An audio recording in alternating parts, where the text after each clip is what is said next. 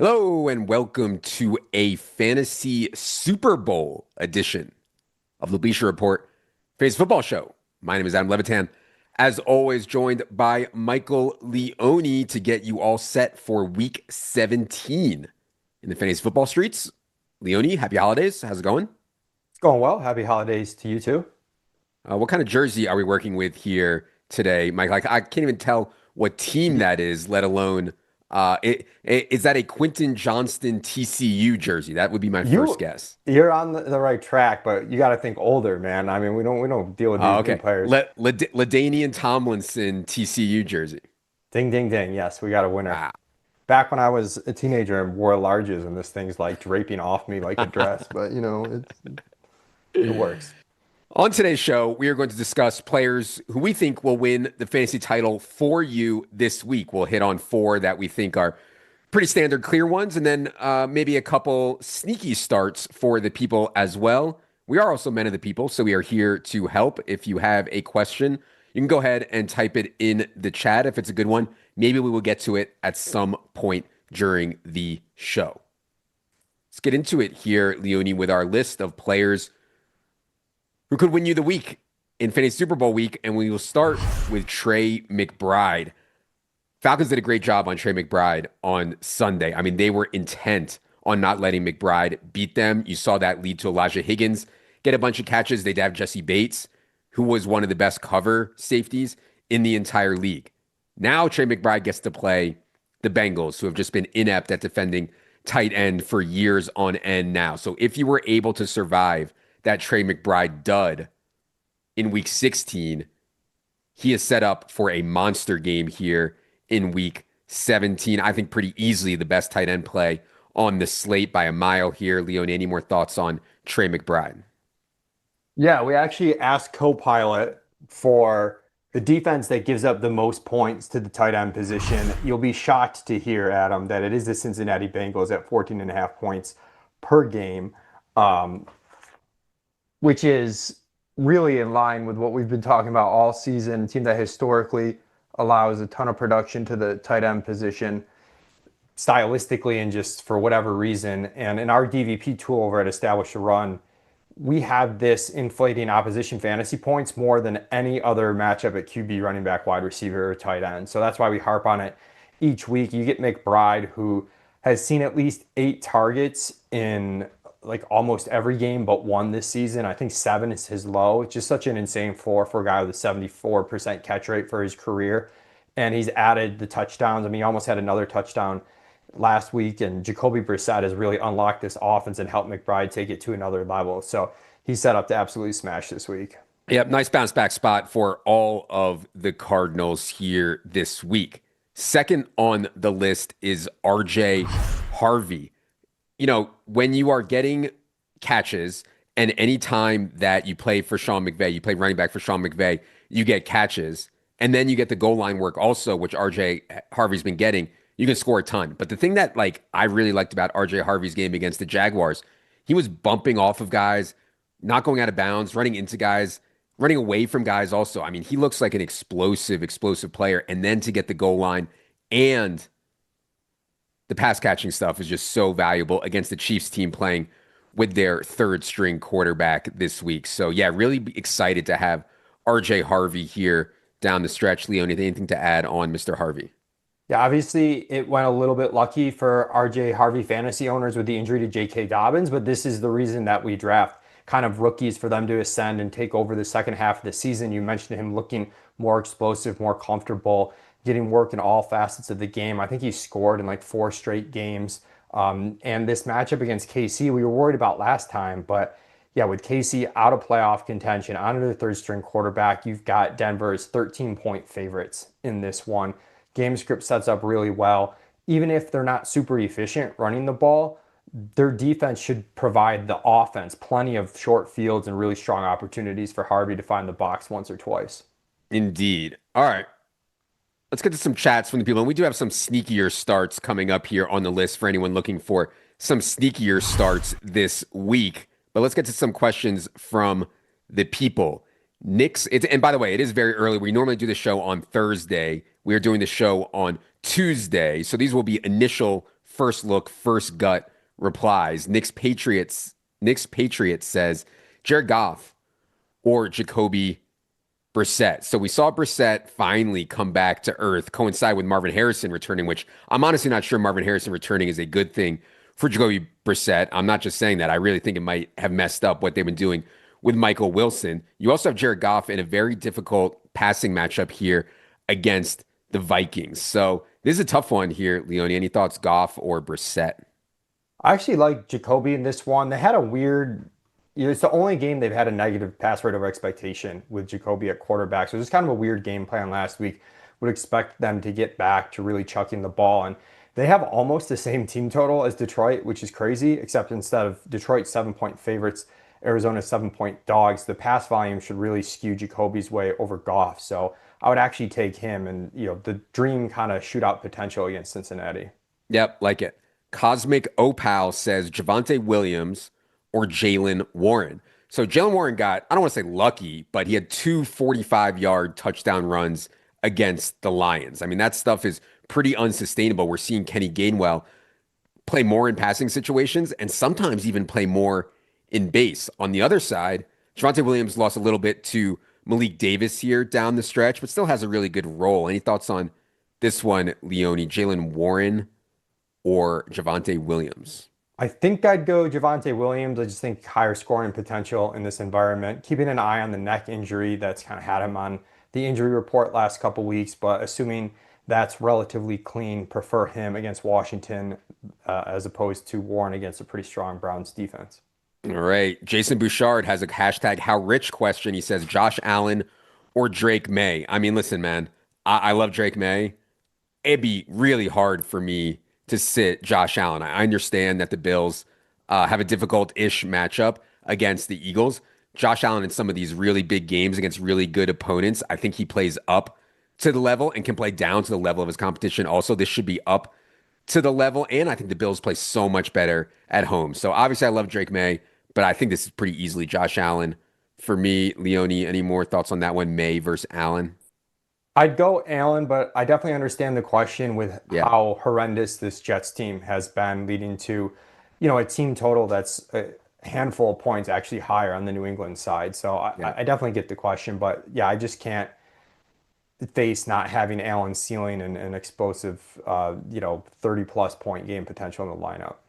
All right, let's get back to our list here for number 3 on players that could win you your fantasy Super Bowl. Let's go to the tight end spot for Juwan Johnson. You saw last week, and this was against the Jets, so I don't want to go too crazy, but Tyler Shuck has won his third straight game. No Devon Vele and no Devin Neal, and you get a pretty tightly condensed target tree, which is what we expected.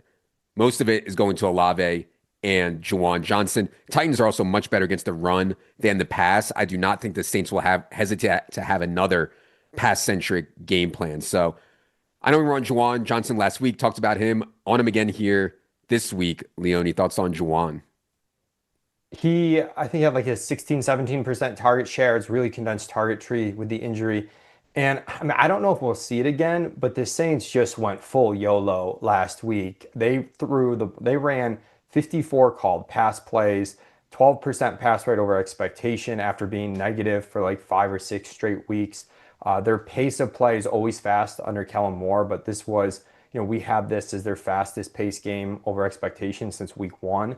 So I definitely want to take chances on that lasting against the Tennessee team. That's a pass funnel to begin with. All right, let's go to number 4 on the list. It is Ashton Genty, another guy who had a really good game here last week. I have not been excited to play Ashton Genty like at all, pretty much this entire season. That's how bad it has been. However, the Giants might be the worst team in the NFL at stopping the run. And with Geno Smith back, it's kind of settled the offense down at least a little bit. And this is a home game. So there's risk here. We've seen massively inefficient games from Genty, but against the Giants, I do not think that we will see that. And if he can get to the second level, I mean, he's obviously awesome in space. So really good spot here for Genty. Leone. Any worries that he turns back into a pumpkin after last week's explosion? I mean, I was kind of frustrated he went off last week because in DFS, I was hoping he'd fly under the radar some this week with this Yeah. matchup against the Giants. I mean, we talk about the matchup for tight ends against Cincinnati. For running backs against the Giants is like close to just as strong, especially in terms of yards per carry. We have them inflating that at almost double any other team in the league, percentage wise, and that's where Genti struggled. This Vegas team has had team totals like 14 points or so the last few weeks. And Genti's had the workload just in bad spots. Now they're actually favored in this game with a team total into the 20s. Absolute workhorse back. I know the reception volume wasn't there last week, but he caught the big play. He can catch 4 to 6 balls. There's no concern about someone taking any other touches. Yeah, I'm definitely excited for Genti if you've managed to have a team with him make it this far. All right. Let's get back to the questions from the people. 831 Mike says Brock Purdy or Tyler Shuck this week both have solid matchups. Yeah, I mean, Purdy home against the Bears here. We just talked about Shuck's spot. Obviously, the way that San Francisco's defense is playing, which is not very good, is good for Purdy. I mean, he has to keep his foot on the gas through a lot of these games. And we've talked about this, how that is a really good dynamic for Purdy. He also has this massive team total. I mean, this game is 52 and a half over under between the Bears and the 49ers. So I think it would be Purdy for me, Leone, but what do you think, Purdy or Shuck? I think it's a no doubter that it's Purdy. It's just the better offense, great skill players, huge total, potential for back and forth. Definitely Brock Purdy for me. Jumping Raven says, I'm in the championship. Do I start Rico Dowdle, Michael Carter, or try to pick up Dylan Sampson off waivers? The Dylan Sampson thing is interesting. Unfortunately, they have some pretty tough matchups here down the stretch. Yeah, they play the Steelers at home this week, but I do think there's a chance Sampson plays, and with Judkins out and Jerome Ford out, could have a really big workload. That said, Rico Dowdle is like two-thirds or 60-40 ahead of Chuba Hubbard here against the Seahawks. So, Leone, any thoughts on this one, Dowdle, Carter, or Sampson? I like Carter. I mean, they did have Kiner, the backup running back, and DeMarcado get some more rush attempts than we would have liked to see last Yeah. week. But I think the offense just wasn't great overall. And Carter's going to get those high value touches more times than not in the goal line role. A few more catches than he did last week. So I'm going back to Michael Carter, even though he disappointed as a spot start last week. All right, last one before we get back to the list here. Champagne says start Taysom Hill, Tyler Warren, or Colby Parkinson this week. I'm a little worried that the Taysom Hill usage from week 16 was because that was his final home game. They did not show any intent of using Taysom Hill like that prior to this final home game situation. So it would be Tyler Warren or Parkinson for me here. Leone, we saw Parkinson dud out and Ferguson take over. We'll talk more about that in a minute. But any thoughts there between Tyler Warren or Parkinson? Yeah, I still think I would take a chance on Parkinson with a high team total. This is a group where you probably want the person with the highest touchdown upside. I think that is Parkinson. And, you Yeah. get the Monday night hammer just to give yourself some hope no matter how Sunday goes. Yeah, and probably no Devontae Adams there again.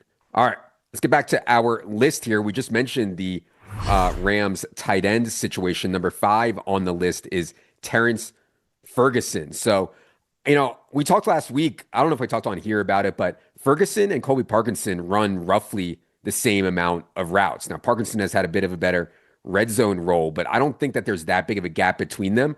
The thing is, the Rams, without Devontae Adams, had 3 tight ends on the field for 57 plays against the Seahawks. I mean, it's just absolutely insane how much they're using tight ends. So I think you can play either one of these guys, Ferguson or Parkinson. I guess I probably prefer Parkinson slightly, but if he's owned and you need help at tight end, I do not mind Terrence Ferguson as a sneaky start here. Leone, thoughts on what's going on with Rams tight ends? Yeah, Ferguson, second straight week over 50% routes. I will say, Parkinson's routes were still a little bit ahead, and I do think Parkinson's the safer bet here, but Ferguson has a much, much higher average depth of target on the season. He's at 18.8. Wouldn't expect it quite that high with increased usage, but he was still in the 15s the last couple of weeks as opposed to, Parkinson's got this really low ADOT, which is great to get some of these gimme ones, but that gives Ferguson a little bit of interesting upside if he's able to connect on a couple of these bigger plays because he's getting those types of opportunities. All right. Last guy on the list is Ramondre Stevenson. So we're not sure yet if Travion Henderson is going to be able to play. Guys who success who typically guys who have a concussion do not get cleared within 1 week. Not always, but typically it's tough to get cleared. As Leone alluded to earlier, this Jets defense might be the worst in the NFL and like by a wide margin at this point. There's a lot of bad defenses, but at this point in the season, I might say the Jets are just the stone cold worst. And then if you get Travion out here, you can see how Ramondre could have a really big game. So certainly Ramondre should be owned in all leagues right now and would be a start, a massive start. And you might be able to play him even if Travion does end up getting cleared here, Leone. That would make it even sneakier. But yeah, any more thoughts on the Ramondre situation? Yeah, I agree that he's a play either way because of just how bad the Jets defense has been and how big this spread is. But if Hendo is out, looking at last week's box score, I don't think another running back even took a touch after Henderson went out, unless I'm looking at that wrong. We got up to an 84% snap share overall for Ramondre, definitely his highest of the season. They need to win this game to stay ahead of Buffalo in the division. So it's not a game they can play fast and loose with, even though the opponent is pretty inferior. And that's what you want, getting loaded up with volume on a team that's actively trying to win against a very, very bad defense. Indeed. All right. Let's go back to the chats here. We got about 10 minutes. We can get to as many as we can. Young Smooth says Derrick Henry or Bucky Irving. So what's going on with Bucky Irving right now is he's losing goal line work to Sean Tucker and he is losing pass down work to Rashad White. It is very hard to score fantasy points when you're not getting the touchdowns and you are not getting catches. That said, Bucky is still a very explosive and good player who can score in other ways. I thought Derrick Henry looked really good in that game against the Patriots, though. Leone, any thoughts on this one, Bucky or the big dog? Yeah, Henry looked great. I mean, you probably have to start Henry here with the way the workload has gone, but just keep an eye on if Lamar plays for Baltimore. If he's out, this could be a really tough spot in Green Bay. Their team total could be low, whereas Bucky gets this matchup against Miami where they just gave up 4 touchdowns to Chase Brown and Samaje Perine. So there could be plenty to go around. I would expect the targets to come back. I was shocked he didn't get a target last week. I know Rashad White's working in there. I think he also got tackled at the one on a play. So Yeah, while the workload isn't perfect, I think he's run a little bit bad as well. So it's a pretty good get right spot for Bucky. So it's a tough choice for sure. for sure. V Gambino says non PPR, he needs two out of Swift, Tracy, and Rico Dowdle. I mean, what Mike Kafka's doing right now is just running the ball relentlessly, and Tyrone Tracy is well ahead of Devin Singletary. So workload certainly looks good for Tyrone Tracy. I could say similarly decent things about Swift and Rico here, though. Any thoughts on this one, Leone? I mean, Swift has a pretty good matchup here against the 49ers. I'd be kind of tough for me to sit him. Any more thoughts, though? Two out of Swift, Tracy, and Rico. I think Swift and Tracy for me. Yeah. I like the matchups for them. Tracy has doubled up Singletary and carries the last couple of weeks. I like those two. Soccer Day says need one out of Kyle Pitts, Rico Dowdle, Jalen Warren, or Michael Carter. Hmm. You know, I thought Kyle Pitts has done so much that even with Drake London back, Pitts would still have a really good role, and he did. Um, I don't know as Drake London keeps getting healthier how sticky that will be. These running backs I'm not overly excited about either, though. Any thoughts on this one? Leone, Pitts, Dowdle, Warren, or Carter? I think you got to ride the hot wave with Kyle Pitts. He's been Yeah. too good for a few weeks in a row now. This is sort of the version of Kyle Pitts we've been hoping we would get for a few years now. A dome game. They're going to be throwing a lot, likely from behind against the Rams. I know it's a tough matchup in that regard, but it might be good for reception volume. Marvin says Jared Goff or Caleb Williams. I mean, this Brian Flores defense has been lights out against quarterbacks. Um, I still think Goff's fantasy upside is probably higher than Caleb's. That said, Caleb is in like the ideal setup where he's a small dog, a small underdog in a game with a very high total against a bad defense. So, any thoughts on this one, Leone, Caleb or Goff? I'm gonna lean Caleb here, just with the shootout potential of that game, but it's definitely tough. Caleb obviously does a little bit more with his legs. Goff's not going to give you Yeah. anything there. Goff is the guy that randomly will throw for 4 touchdowns. I don't know if Caleb quite has that in his bag, but I think, the play volume for Chicago should be way up from where it was last week. We had kind of the dull game from them prior to the late game heroics. Dev Dog says Kyron Williams, Amarian Hampton, or Kyle Pitts in the flex. So we don't know if Kimani Vidal is playing this week yet. He has a neck injury that he left with. He is day to day. Difficult matchup for Amarian Hampton regardless. Meanwhile, Kyron Williams, pretty good bet for a touchdown, I think, in this game against the Falcons, even though he's splitting time with Blake Corum. So I think probably Kyron for me, Leone, but what do you think? I think it's Kyron. He still played 71% of the snaps last week.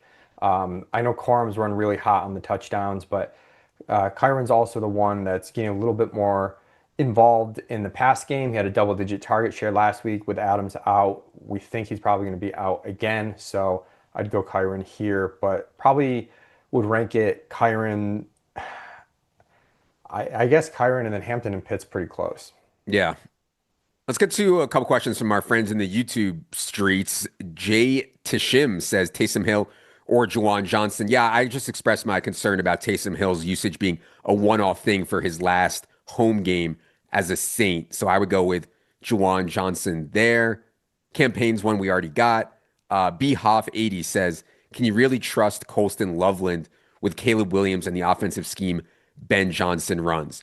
So Colston Loveland's usage was actually pretty good in that game last week against the Packers. He ran 31 routes on 39 dropbacks, I believe, which was season highs for him. Yes, Caleb is going to be very inconsistent. We'll see if Rome Odunze or Luther Burden is able to play. If both those guys are out, I do like starting Colston Loveland again here this week in a much, much, much better matchup against the Niners. So yeah, I still have optimism for Colston Loveland for sure.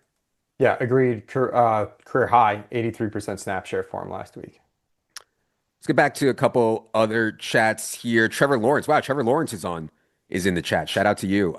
He says Jacoby Myers, his own wide receiver, or Kyle Monangai in the flex half PPR. Yeah, I was a little disappointed with Jacoby's game last week. Surtain saw a lot of Brian Thomas Jr., and Jacoby still got massively outperformed by other guys, including Parker Washington. That said, he is, I still think, the feature wide receiver for the Jaguars. Monangai is the series by series back with Swift. So thoughts on this one, Leone Myers or Monangai? I like Jacoby. I mean, he's had 8, 7, and 10 targets the last 3 weeks. Trevor Lawrence has really seemed like he turned a corner, and I think he put a stamp on that with a great performance against a tough defense on the road last week. Now they get this Colts defense that just got absolutely shredded by San Francisco, dome game in Indy. Yeah, I'd still be fine starting Jacoby. I know he can be frustrating from time to time, but especially if you're getting points per reception. Oh, half PPR, so yeah, I'd go Jacoby. Mimo says, my league does not have to start a tight end. Pick two out of Wandale, T-Mac, and Pitts. It's hard for me to click Wandale with the way that the Giants are running their offense right now. So my lean would be T-Mac and Pitts. Any thoughts on that one, Leone? Man, Kyle Pitts has sucked me back in. I think he's the right answer. I normally would say T-Mac, but that is a really tough matchup for Yeah. Carolina against Seattle. So I'm going to go with Kyle Pitts in a game that I think has a little bit more back and forth to it. Skeldor says Justin Jefferson, Lad McConkey, Michael Carter, or Chris Rodriguez need one wide receiver and one flex. We saw Justin Jefferson come to life a little bit, but it's going to be Brosmer on Thursday against the Lions. So that one is a little bit tougher for me. Lad McConkey continues to run a lot of routes. I thought Justin Herbert looked much better. Any thoughts on this one, Leone? I mean, shout out for this team still having lineup decisions. If you navigated having Ladd and Jefferson kind of as bust the first couple rounds, I think I would go Justin Jefferson against a pretty high variance Detroit defense in a dome. Take my chances there. But if you're looking purely for floor, I actually think Michael Carter is the safest from a floor perspective. Oh my gosh. K That's where Kappas we are. says, yeah, right. K Kappas says Chris Rodriguez, Rashee Rice, or Aaron Jones. Rashee Rice still in the concussion protocol. We'll see if he can get cleared. Aaron Jones has a decent runway given that Jordan Mason is probably going to miss this game here on Thursday. So yeah, we'll have to see on Rashee Rice. But what do you think on this one, Leone? I think if Mason's out, I'd go Aaron Jones here. Yeah. You just got to take the chance at that workload, even though I'm sure Ty Chandler would play some. Uh, Crap DiBiase says, "Can I trust AJ Brown?" I mean, I don't see why not. I get that you're more likely to want to run on the Bills than to pass on them, but AJ Brown has actually been very good since all the whining stuff, and this game has the potential to turn into a shootout. So, yeah, I still think AJ Brown is pretty solid play this week here against Buffalo. Tragic Mike says, PPR league, if Henderson plays, Travion Henderson or Amarian Hampton. Well, we also have to figure out if Kamani Vidal is playing, but yeah, I think Hampton's role might be, I don't know. I think Hampton's role might be a little bit better even if Vidal plays, but hard for me to say. Any thoughts on this one, Leone, Travion, or Hampton? Yeah, I really like where Hampton's role is headed, but with all that said, I don't think I'm sitting Travion Henderson and his big play potential against the Jets in a championship week. Brownies Forever says for his flex, Lad McConkey, Kenny Gainwell, Blake Corum, Debo Samuel, or Michael Carter. Oh my God, a lot of decisions here. Obviously, Kenny Gainwell has been very, very good in this. Aaron Rodgers, get the ball as quick as I can. Oh, I have no receivers. And DK Metcalf is likely to be out for this game due to suspension as well. I'm tempted there. Leone, what do you think about flex out of these five? Lad, Gainwell, Corum, Debo, Michael Carter. I think it's Gainwell, followed Yeah. by Michael Carter and then Ladd for me. D. Thorne says, with George Kittle hurt, should I pick up Taysom Hill or Hunter Henry? Don't drop George Kittle. I know he didn't come back into that game, and believe me, that was very painful for myself and Leone. However, I saw him on the sideline. He didn't take his pads off. He was joking around with his teammates. He was jumping around. So I do not think this is a serious injury for George Kittle. That said, if he ends up not playing, I would play Hunter Henry against the Jets over Taysom Hill for sure. All right. Let's get back to our list just to recap it here quickly. Some guys that might be able to win you your fantasy title this week. Trey McBride in that really good matchup against the Bengals. RJ Harvey with an elite role and in a spot where the Broncos should be able to score a lot of touchdowns against the third string quarterback for the Chiefs. Juwan Johnson with Devon Vele out facing the pass funneling Titans. Ashton Genty in maybe the best matchup he's had all year home against the Giants. Terrence Ferguson as a sneaky one, running a ton of routes, almost as many as Colby Parkinson on a week-to-week basis, not expecting Devontae Adams again. And Ramondre Stevenson against the Jets. Even if Travion Henderson plays, you can still start Ramondre Stevenson. All right. That is going to do it for a Week 17 edition of the Bleacher Report Fantasy Football Show. A very happy holidays to all of you from all of us. For Leone, for everyone behind the scenes of Bleacher Report and everyone behind the scenes at ETR, I am Adam. Good luck, everybody.